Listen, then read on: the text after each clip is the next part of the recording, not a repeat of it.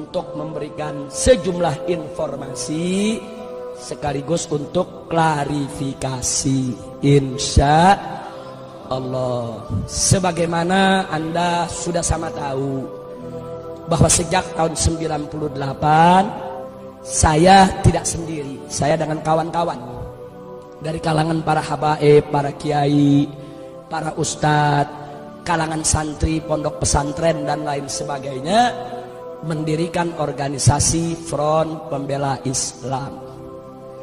FPI ini bukan partai politik. FPI ini adalah organisasi Islam yang bermadhab akidah Asy'ariyah dan bermadhab fikih Syafi'i. Artinya FPI adalah organisasi Ahlus Sunnah wal Jamaah. Nah, FPI banyak fokus pada bidang hisbah, amar ma'ruf nahi munkar. Tapi bukan berarti dakwah tidak kami kerjakan, bukan. Dakwah kami kerjakan juga. Jihad kami geluti juga. Pada saat terjadi pertikaian di Ambon, di Poso, kami kirim anak-anak muda kami untuk bertempur di sana bersama umat Islam yang lainnya menyelamatkan kaum muslimin. Bahkan sampai hari ini posko-posko kami di Ambon maupun di Poso masih tetap dalam keadaan siaga. Kami tidak mau lagi kecolongan seperti dulu. Nah, kemudian tidak sampai di situ, kita juga peduli dengan jihad yang ada di Palestina, yang ada di Rohingya, yang ada di Kashmir, yang ada di Thailand Selatan, Patani, yang ada di Moro dan lain sebagainya. Tapi memang di Indonesia yang banyak disorot adalah amar ma'ruf nahi munkar. Yang ingin saya sampaikan singkat saja, bahwa kami FPI betul, kami tidak menolak atau tidak memungkiri bahwa sering terjadi clash, bentrok antara kami dengan pengusaha-pengusaha maksiat, dengan preman-preman yang membackingi berbagai macam tempat maksiat. Hanya yang perlu saya klarifikasi bahwa dalam prosedur perjuangan Front Pembela Islam, posko FPI mana saja di seluruh Indonesia, manakala ingin berjuang menutup suatu tempat maksiat, wajib untuk memulai dari dakwah terlebih dahulu. Jadi nggak boleh ujuk-ujuk amar ma'ruf nahi munkar, nggak boleh, saudara. Dakwah dulu, itulah yang kami sebut prosedur standar. Jadi kami mulai dakwah dulu dengan cara bagaimana? Dengan cara saudara memberikan nasihat kepada yang punya tempat maksiat. Kalau udah nggak bisa, kami laporkan kepada yang berwenang, baik mulai dari RT, RW, lurah, camat, bupati, sampai kepada gubernur. Begitu juga tentara, polisi, kami surati dan semua kami arsipkan. Nah, kalau itu semua juga nggak didengar, kami minta ketemu, kami minta dialog. Kami dialog ke DPRD, kami dialog dengan gubernur, kami dialog dengan pemilik maksiat. Karena kita nggak boleh nutup pintu dialog, saudara. Nabi sendiri dulu diajarkan oleh Allah kepada orang kafir pun dialog. Wajadilhum billati hiya ahsan. Nabi disuruh dialog, sama orang kafir aja kita mesti dialog. Apalagi yang bukan kafir, saudara. Wajib untuk dialog. Nah, kalau dialog-dialog ini tidak membuahkan hasil, kami mengambil jalan lain, yaitu dengan melakukan demo. Demo itu pilihan berikut. Nggak ada ujuk-ujuk demo, saudara. Demo itu maksudnya unjuk rasa. Mungkin selama ini kami kirim surat, hurufnya kekecilan, pejabat nggak bisa baca. Jadi kami demo pakai spanduk, hurufnya gede biar pada baca. Itu kan filsafatnya, saudara. Mungkin selama ini kami dialog dengan bahasa lembut, nggak kedengeran. Jadi kami datang demo pakai speaker yang gede, biar semua dengar suara itu, saudara. Nah, kalau itu sudah tidak mempan juga, nah kami ada tahapan-tahapan lain. Tahapan ultimatum, tahapan peringatan, dan seterusnya. Kalau semua jalan mentok, maka kami kembalikan ke masyarakat yang melaporkannya. Jadi kita FPI nggak ujuk-ujuk, masyarakat yang lapor. Nih di kampung kami ada tempat judi nih, bagaimana? Kami tuntun. Itu prosesnya bisa 6 bulan, bisa 1 tahun, bisa 2 tahun. Kami tunggu dengan sabar. Kalau bisa ditutup tanpa ribut, kenapa sih mesti ribut, saudara? Nah biasanya kalau udah 1 tahun, 2 tahun gagal, kami kembalikan masyarakat. Kami kumpulkan masyarakatnya, Bapak, Ibu, laporan Anda sudah kami terima, sudah kami laksanakan. Ini bukti-bukti kerjaan yang sudah kami lakukan, tapi semua batal, gagal. Sekarang terserah Anda maunya apa. Nah, kadang-kadang masyarakat ambil jalan, ya udah, kalau memang ini semua sudah gagal, pemerintah tidak mau tahu, kami masyarakat yang akan bertindak. Pada posisi itu, FPI akan ikut masyarakat, saudara. Apapun resikonya, walaupun resikonya kami akan dikatakan melanggar hukum, main hakim sendiri, mengambil wewenang polisi, yang jelas kami sudah mengikuti prosedur yang ada. Kenapa kami prosedur? Karena kami menghormati pemerintah. Kita nggak boleh melangkahi pemerintah. Kita nggak boleh melangkahi umarok, saudara. Kita nggak boleh sebelum kita lapor ke umarok, kita main hakim sendiri. Haram. Pemerintah kita angkat untuk melaksanakan tugasnya.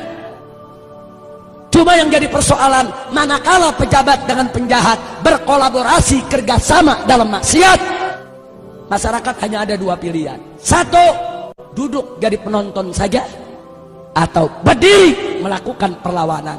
Kami dari FPI milih yang kedua, kami diri, kami lawan. Kami nggak mau untuk menjadi penonton, saudara. Nah, yang begini inilah pada akhirnya begitu bentrok, baru masuk TV, saudara. Nah, jujur aja saya mau tanya, FPI lagi dialog, emang ada di TV? FPI tulis surat, emang masuk di TV? Nggak ada. FPI demo damai sambil tahlil zikir, ada di TV? Giliran ngegerebek, baru masuk TV. Kami turun di Aceh, 1.300 laskar FPI, termasuk dari Jawa Timur. Dari Jawa Timur ini, hampir 400 pemuda kami kirim ke Aceh. Pada saat terjadi tsunami, 4 bulan kita kerja, 100.000 mayat kita evakuasi. Kita cari mayatnya, masukkan ke kantong mayat, sholatkan, kuburkan. 100.000 mayat. Ada masuk TV? Nggak ada. Turun di Padang, turun di Jogja, turun di berbagai daerah bencana, bangun sekolah-sekolah darurat, bikin dapur-dapur umum, saudara, buat juga kesehatan gratis untuk para pengungsi. Ada masuk TV? Tapi giliran FPI lagi ngemplang liberal, masuk TV. Tiap hari disetel. Kejadiannya sekali, disetelnya tiap hari. Udah 5 tahun masih disetel lagi. Tinggal orang Jawa Timur yang gak tahu apa-apa, kok FPI ngemplang dulu tiap hari ya. Masya Allah. Tapi nggak apa-apa, ini adalah perjuangan. Ini namanya perjuangan, dinamika, nggak apa-apa. Memang kami tidak punya TV, kami tidak punya radio, kami tidak punya media. Tapi yakinlah, kalau ada orang yang membenci FPI karena salah informasi, kami yakin begitu suatu ketika dia mendapat informasi yang benar, kebenciannya akan hilang. Kalau dia benci karena salah paham, kami yakin suatu saat begitu salah pahamnya hilang, kebenciannya akan ikut hilang, saudara. Kalau dia benci, saudara, karena memang dia tidak kenal, dia belum tahu, wajar. Karena yang namanya manusia, annas a'da'u majahilu, manusia itu adalah musuh dari apa yang dia tidak tahu. Tapi suatu ketika dia tahu, insya Allah dia tidak jadi musuh lagi. Tapi kalau yang benci FPI karena iri, dengki, bughd, sulit dicari obatnya, saudara. Al-Imam Asy-Syafi'i radhiyallahu ta'ala anhu mengatakan dalam syairnya, saudara, kullu adawatin qad turja shifa'uha illa adawatu man adaka bil hasadi. Setiap permusuhan bisa diharapkan obat penyembuhnya, kecuali permusuhan dari orang yang memusuhimu karena iri dan dengki. Orang kalau sudah pukul iri dengki, walaupun kita baik tetap jelek, walaupun kita udah benar tetap salah, apalagi salah. Udah susah. Kalau udah begitu kita serahkan saja, fatawakkal 'alallah. Nah ini yang saya ingin klarifikasi. Nah yang terakhir yang saya ingin klarifikasi juga, saudara, adalah hal-hal yang sebetulnya pemerintah mesti adil.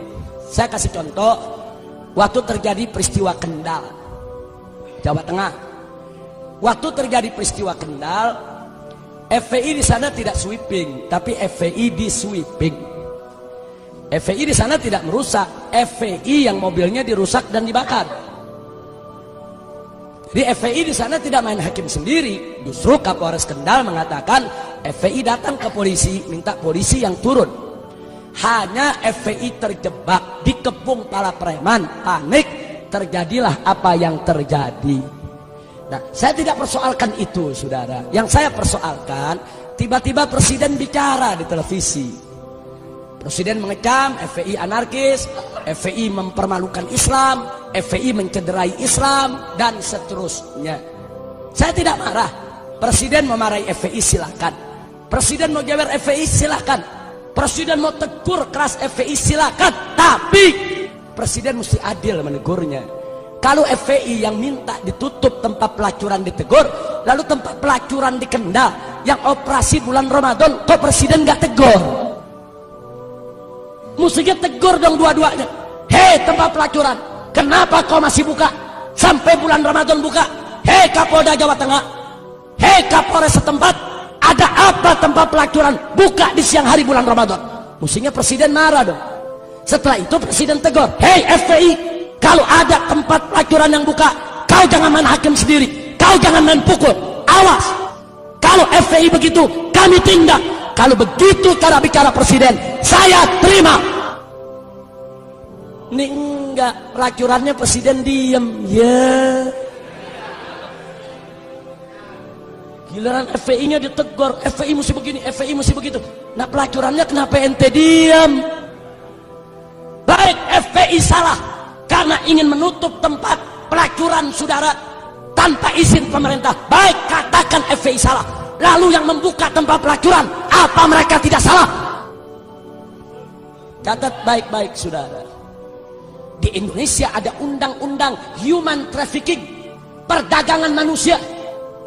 Dan itu juga undang-undang internasional yang diakui oleh Perserikatan Bangsa-Bangsa. Di dalam undang-undang human trafficking, undang-undang perdagangan manusia, salah satu yang dilarang adalah pelacuran. Jadi kalau ada negara yang membiarkan pelacuran, berarti negara tersebut dianggap melakukan perdagangan manusia, melanggar hak asasi manusia internasional. Kalau FPI salah dibawa karena dianggap main hakim sendiri, presiden lebih besar kesalahannya karena membiarkan pelacuran yang sudah dilarang oleh undang-undang nasional maupun internasional. Nah, kan ini negara hukum saudara. Kita mesti bicara berdasarkan hukum. Nah makanya begitu beliau bicara, saya lawan, saya jawab, saya minta pertanggungjawaban. Baik, kau mau bubarkan FPI silakan, tapi kami minta bubarkan semua pelacuran di Indonesia. Jangan FPI bubar, pelacuran ente piara. Yeah. Kira-kira jelas tidak? Jadi adil saudara. Kalau adil enggak apa-apa. Saya enggak pusing kok. FPI mau dibubarin saya enggak pusing. Ini malam Front Pembela Islam yang disingkat FPI dibubarkan. Enggak apa-apa. Besok pagi saya bentuk lagi Front Persatuan Islam. Singkatannya sama FPI. Dibubarin lagi saya bikin lagi Front Persaudaraan Islam. Singkatannya sama FPI, yang mimpin dia juga. Dibubarin lagi enggak apa-apa, saya ganti lagi jadi Front Penjaga Islam. Singkatannya sama, yang mimpin sama, kerjaannya sama. Enggak, saya enggak pusing. Karena FPI hanya organisasi, alat juang, bukan tujuan. Tujuan kita adalah ridho Allah subhanahu wa ta'ala. Ada FPI, enggak ada FPI, amar ma'ruf nahi munkar wajib untuk kita perjuangkan.